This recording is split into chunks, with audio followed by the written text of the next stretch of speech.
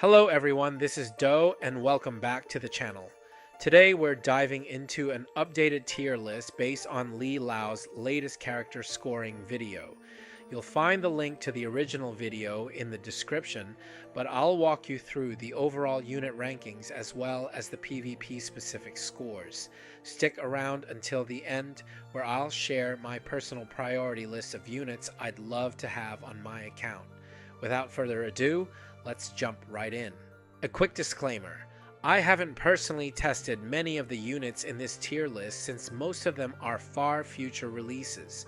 This list covers characters up to the current chapter in the Chinese server's patch 4.0 story. Additionally, units like Luvita and Estra are still very new, so their rankings may shift significantly over time. For easy reference, I've color-coded the tiers. Cyan represents tier 0, sky blue marks tier 1, pink is used for tier 2, and red indicates tier 3. If you notice a gradient between colors, that means the unit falls into a 0.5 ranking within that tier. You might also see some units with identical scores placed in different tiers. This reflects the original creator's subjective preferences in scoring. The same applies to similar or matching scores. To make things clearer, I've rounded the scores to a single decimal point. Out of the 44 units, there are 12 characters I'm most excited about. First up, we have Auguste. He's primarily a physical DPS with impressive burst damage for both single target and AoE scenarios. His banner drops this week, and I'll have a full breakdown ready when it goes live. One of his standout abilities is that he can ignore block. After attacking or using standby, he gains 1 stack of rage, up to 6 stacks. Once he reaches 6 stacks, performing an active attack consumes all stacks, allowing him to act again and granting rage burst 3 for 2 turns while also restoring 2 energy. At the start of the battle, he starts with 4 stacks of rage. My goal is to aim for 3 stars if I get lucky, and then farm his shards to 5 stars, ideally before the Tower of Adversity. Having him maxed out will make grinding those exclusive astral gears much more manageable. Next up is Safiyyah, the Queen of Marks. I've had a blast using her in the latest event, and she's proven incredibly effective, even against defenders, a class she's technically supposed to struggle with. Her repositioning skill, enabled through her summons, feels overpowered and unlocks so many strategic possibilities. At 5 stars, her start of turn passive, which inflicts the Hangman's Mark on 2 random enemies, extends to a 6-tile radius. Plus, the cap on her follow-up attack damage scales to 200% of her physical attack, making her a real powerhouse. She's currently sitting at 4 stars on my main account, and I'm confident I'll have her at 5 stars by the time Tower of Adversity hits our server. Then we have Tristan, the reigning champion of all tier lists. She's primarily a physical DPS with the ability to deal both single target and AoE damage. While she really starts to shine at 2 stars, her true potential is unlocked at 5 stars. At that point, if the target has a shield, Tristan's damage increases by 30%, and she can dispel up to 6 shield effects. Additionally, when dealing area damage, her physical damage is treated as magical damage. At the start of the battle, Tristan gains Scarlet Fury, which triggers Berserk mode when used, though it can only activate once per fight. Activating Scarlet Fury also grants unlimited resolve, lasting until the start of her next 2 turns. During Berserk mode, which lasts 4 turns, Tristan's critical rate and critical damage increase by 20%. On top of that, the cooldown of non-instant skills is reduced by 2 turns, and energy consumption is decreased by 1, making her a devastating force on the battlefield. I'm planning to pull on the Astral Equipment banner to get her necklace trinket and grind the rest from Tower of Adversity in Crimson Night patch. I'm aiming to get 1 copy and farm until she's 5 stars. Next up is Agata, a high mobility physical DPS specializing in piercing attacks and the damage over time effects of wound. If I'm lucky enough to pull her early, I plan to aim for 3 stars at her debut and work toward maxing her at 5 stars to unlock even greater mobility. Her skill set makes her a perfect fit for large maps and Tower of Adversity seasons that emphasize piercing damage and DOT mechanics, giving her a strong edge in those scenarios. At 5 stars, at the start of the battle, Agata gains Wolfblood Awakening 3, boosting her HP by 30% and increases her movement range by 2.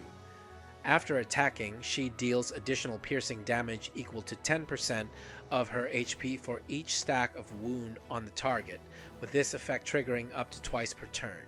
She also ignores the effects of frozen terrain tiles. Every time Agata deals physical damage, she applies 1 stack of wound to the target, stacking up to 4 times and lasting for 2 turns.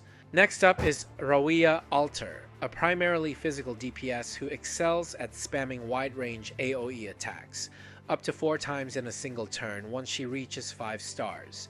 With her astral weapon available for free, my plan is to get her to 3 stars at debut and gradually farm her shards until she hits 5 stars. Her AoE potential makes her an absolute beast, and I can't wait to see her in action.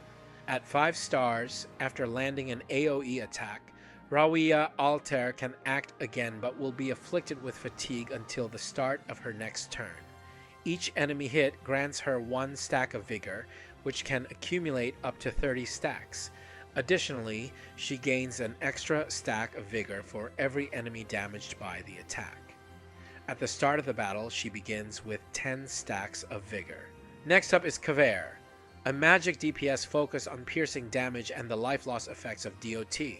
After each action, he automatically casts his trait skill on the nearest enemy within 5 tiles that isn't already marked with his list status. He also has an additional skill that instantly inflicts the list status and applies a life drain effect equal to 60% of his magic attack on an unmarked enemy. This effect lasts for 3 turns and can be used up to twice per turn. On top of that, the energy used for the first activation of the list skill each turn is refunded. I believe Kvare will pair exceptionally well with Agata, especially in battles where DOT effects are crucial.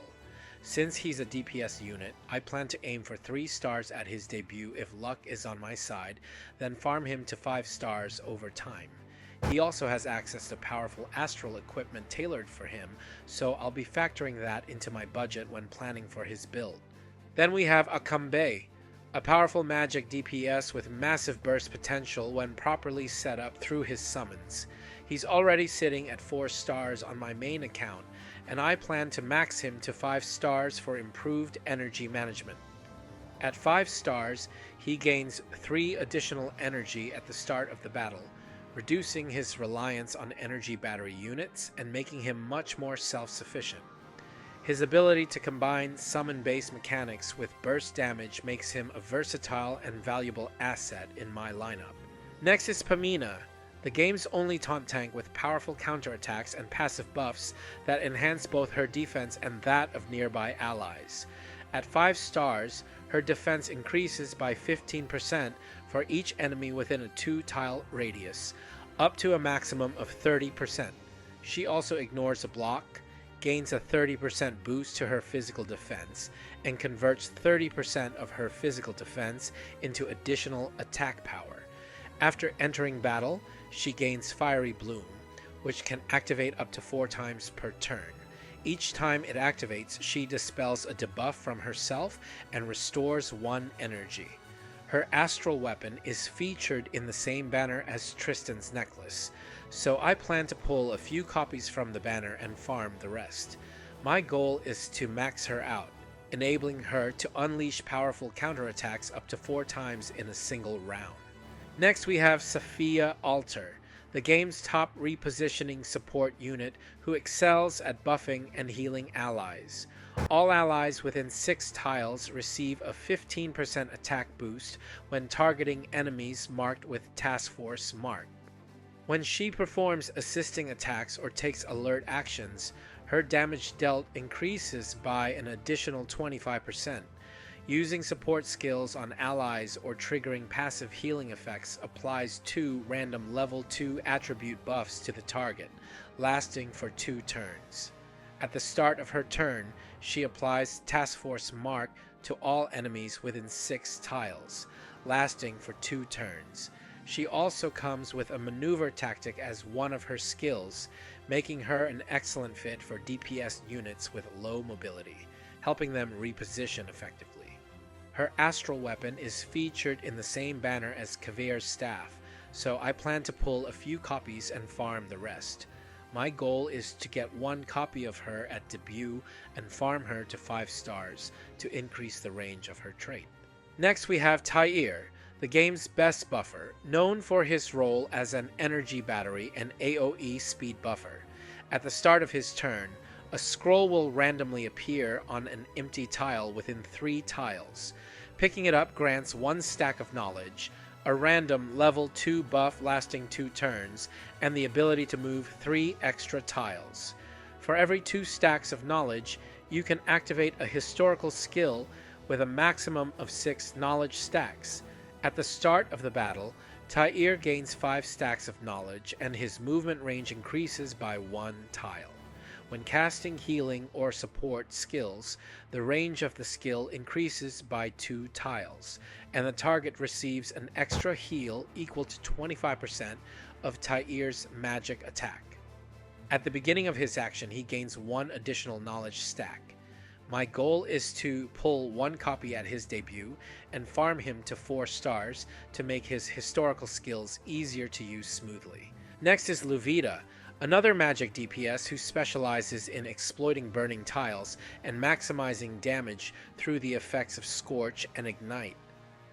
Her magic attack increases by 20%, and when she deals damage and lands a critical hit, she inflicts Ignite on the target for 2 turns, with this effect triggering up to 4 times per turn. After using a fire attribute skill, she gains increased crit rate and crit damage for 2 turns. At the start of the battle, all allies receive immunity to burning tiles, allowing them to maneuver freely.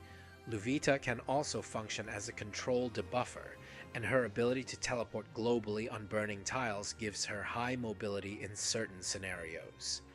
I plan to farm her to the max as soon as possible to fully enhance her damage potential.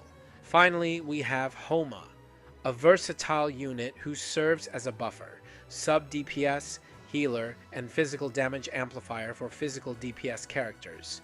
She ignores block and increases her attack by 20%. While healthy, her movement range increases by 1 tile. After an ally or Balur performs a single target attack, Balur follows up with an additional attack, dealing physical damage equal to 40% of Homa's physical attack. This follow-up also steals 2 random buffs and 1 energy for her. I plan to aim for 3 stars at her debut and farm the remaining shards to reach 5 stars. Maxing her out will ensure harder-hitting follow-up attacks just in time for the Tower of Adversity in patch 3.0. In addition to these characters, I've also prepared a 5-star Coco, a 4-star Inanna, and a 4-star Gloria. Gloria isn't far from reaching 5 stars, and Inanna performs just fine without needing to hit 5 stars. With this lineup, you should be more than ready to take on the Tower of Adversity efficiently. I do have my eye on Karis, but as you can imagine, collecting and building all these units will require time, luck, and a fair investment. While Karis is undoubtedly powerful at 5 stars, her role in the Tower of Adversity is somewhat niche. Since I also plan to pull on astral equipment banners, I'll need to make some compromises along the way. That said, if you're a fan of Karis, much like I am with Luvita's aesthetics, she's a great option to prioritize. Karis truly excels in burst AoE damage, covering a wide area, making her a valuable asset in the right team composition. I also believe that this 15-unit lineup will give you a strong edge in pick and ban live PvP scenarios, as it offers the flexibility to build a variety of strategies. With this setup, you can adapt to different matchups and surprise your opponents with diverse playstyles. While Li Lao did score the units based on their value in live PvP, he didn't dive deep into the specifics behind his scores. However, I'll leave this here as a reference to help guide your PvP planning and strategy development. I also believe that this 15 unit lineup will give you a strong edge in pick and ban live PvP scenarios, as it offers the flexibility to build a variety of strategies. With this setup, you can adapt to different matchups and surprise your opponents with diverse playstyles. While Li Lao did score the units based on their value in live PvP, he didn't dive deep into the specifics behind his scores. However, I'll leave this here as a reference to help guide your PvP planning and strategy development. In the future, as long as I continue covering the game, I'll be diving deeper into each of these characters, breaking down their optimal equipment, builds, skill tree selections, engravings, and more. The guide for Auguste will drop once his banner goes live this week, so be sure to like and subscribe if you found this video helpful. Also, let me know in the comments which units you're most excited to pull. That's all for today. Thank you for hanging out with me. As always, stay cool, stay crispy. This is Doe signing off. See you in the next video.